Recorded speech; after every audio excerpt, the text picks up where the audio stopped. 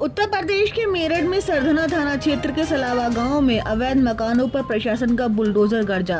गांव सलावा में मछली पकड़ने को लेकर दो समुदायों में हुए खूनी संघर्ष के बाद प्रशासन ने सख्ती दिखाते हुए आरोपियों पर कड़ी कार्रवाई की। प्रशासनिक अमले ने आरोपियों द्वारा नाले पर किए गए अवैध निर्माण को बुलडोजर से ध्वस्त कर कब्जा मुक्त कराया। इसी कड़ी में तहसील प्रशासन, पुलिस और नगर पंचायत की टीम भारी पुलिस बल के साथ गाँव पहुंची और नाले पर बने आरोपियों के अवैध निर्माण को गिराकर कब्जा मुक्त करा दिया। अधिकारियों ने स्पष्ट किया कि कानून व्यवस्था से खिलवाड़ करने वालों को किसी भी सूरत में बख्शा नहीं जाएगा। अवैध निर्माण पर आगे भी इसी तरह कार्रवाई की जाएगी। प्रशासनिक कार्रवाई से गांव में हड़कंप मच गया। बता दें कि यहां 2 दिन पहले ठाकुरों और मुसलमानों में मछली पकड़ने की बात कहकर विवाद हुआ था। इस झगड़े में दोनों पक्षों के कई लोग घायल हुए थे। आमने सामने लाठियां चली थी। दिन भर डीएम, एसएसपी गांव में बैठे रहे और पूरे गांव में माहौल संभालने के लिए भारी पुलिस बल को तैनात किया गया था। पीएससी भी लगाई गई थी। इस मामले में अशांति फैलाने के आरोप में आरिफ, सत्तार, अबरार, नाजिम, फुरकान, उस्मान, सलमान और रिहान को जेल भेज दिया गया। वहीं सलावा गांव में संघर्ष के बाद मुस्लिम पक्ष ने पुलिस पर एक तरफा कार्रवाई का आरोप लगाया है। पीड़ित महिला उस्मानी ने थाने में तहरीर देकर बताया कि पुलिस ने न केवल उनके साथ मारपीट करने वालों को छोड़ा, बल्कि उल्टे उन्हीं के परिवार के लोगों के खिलाफ मुकदमा दर्ज कर लिया। हालांकि बुधवार शाम भाजपा के पूर्व विधायक संगीत सोम सलावा गांव पहुंचे थे।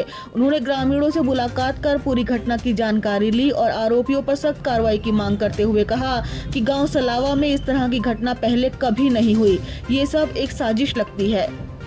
दिनांक 17 की रात्रि में 2 पक्षों के बीच एक मुद्दे पर विवाद हो गया था, जिसके दृष्टिगत कुछ लोग चोटिल भी हो गए थे। घटना का त्वरित संज्ञान लेते हुए तत्काल सुसंगत धाराओं में अभियोग पंजीकृत किया गया और जिसमें 8 लोगों को गिरफ्तार कर न्यायिक हिरासत में भेजा जा चुका है। अन्य विवेचना में जो भी पक्ष सामने आएंगे, जो भी तथ्य सामने आएंगे, उसके हिसाब से अग्रिम कार्रवाई की जाएगी। देखिए, 2 पक्षों में विवाद हुआ था। युवा लड़के ही थे, इनमें आपसी कहासुनी से विवाद हुआ था, जिसके दृष्टिगत ये फिर मारपीट की स्थिति उत्पन्न हुई थी। इसमें विवेचना जारी है। जो भी तथ्य सामने आएंगे उसके हिसाब से उसमें कार्रवाई की जाएगी। मेरा नाम मास्टर नरेंद्र सिंह है। चलिए, एक दिन पहले ये मछली पकड़ रहे थे मोमनस लोग। उधर से 2 एक बालक हिंदुओं के आगे, उन्होंने कहा कि भाई शराब चल रहे हैं, तुम यार ऐसा मत करो, हम तो इन्हें पूज्य हैं। तो इन्होंने मोमनस के लोगों ने गाड़ी को ऊपर कर दिए, उन्हें उतर में चले गए जब कोई झगड़ा नहीं हुआ। अब ये अगले दिन यो घेर का उनका रास्ता और गांव का रास्ता यही रास्ता है। वे आ रहे थे रात के 9:30 के करीब, किसानों के बाद गई तो ये घात लगाए बैठे थे। कहने लगा भाई तमें देखेंगे, तो आते उन दोनों पर इन्होंने वार करना शुरू कर दिया। इतनी गांव में, घर में, परिवार में उनके पता लगा लोगों को भाई ऐसा झगड़ा हो गया। जो एक दुद्दो आया तो इन्होंने लाइट बंद कर रखी थी। हम भी आए, लाइट बंद कर रखी थी। जो भी कोई अंदर गया उसके ये दरवाजे के पीछे खड़े थे, जो भी गया उसके भल्ला घोप देते या छुरा घोप देते और वो भीतर से वो घायल होके निकले था। कितने लोग घायल हुए? ये घायल तो हुए साहब, मेरे ख्याल से 15-16 लोग घायल हैं। सुना तो ऐसा ही है जी, प्रशासन बता रहा है, पेपर में पढ़ा जी 8 लोग गिरफ्तार। आपको नहीं पता 8 लोग गिरफ्तार हुए? ये नहीं पता जी, हमें अखबार में पढ़ा जी हमने। आपको हमारी मांग तो यही है जी, तो इन्हें कहना कड़ी से कड़ी सजा मिलनी चाहिए। ये जो बुलडोजर चला है, ये सही मायने में तो उस झगड़े में ये थे नहीं ये लोग, लेकिन पता लगा कि इन्होंने अतिक्रमण कर रखा है। नाले पे वाकई नाले की जमीन है, क्योंकि यहाँ से इनके बनने से पानी रुकता है। गाँव में पानी भर जाए जी, घेरे में हमारे भर रहा पानी। अभी 20 दिन तक, 1 महीने तक ऐसा रहा जी। इतना अभी पानी रुका हुआ है। अभी तो पानी देखो, अभी रुका हुआ है। इतना गंदा पानी है, उसमें पब्लिक का निकलना 2 बार है। देखिए, ये एक अतिक्रमण के अगेंस्ट में कार्रवाई हुई है और इसमें जो नाला जा रहा है जिससे पूरे गांव का पानी जाता है, तो अभी जगह जगह उस पर अतिक्रमण हो जाने के कारण वो जल भराव बार बार हो रहा है और उसमें उसकी वजह से आगे पूरा गांव चौक हो गया है और गांव में कई जगह जल भराव है। तो इसके तहत इसको अतिक्रमण को हटाने के लिए कार्रवाई की गई है। तो भी कार्रवाई शुरू हुई है। आगे भी नियमानुसार नोटिस देकर जहां जहां अतिक्रमण है वहां पर जारी रहेगी। आज कितनी जगह की गई है?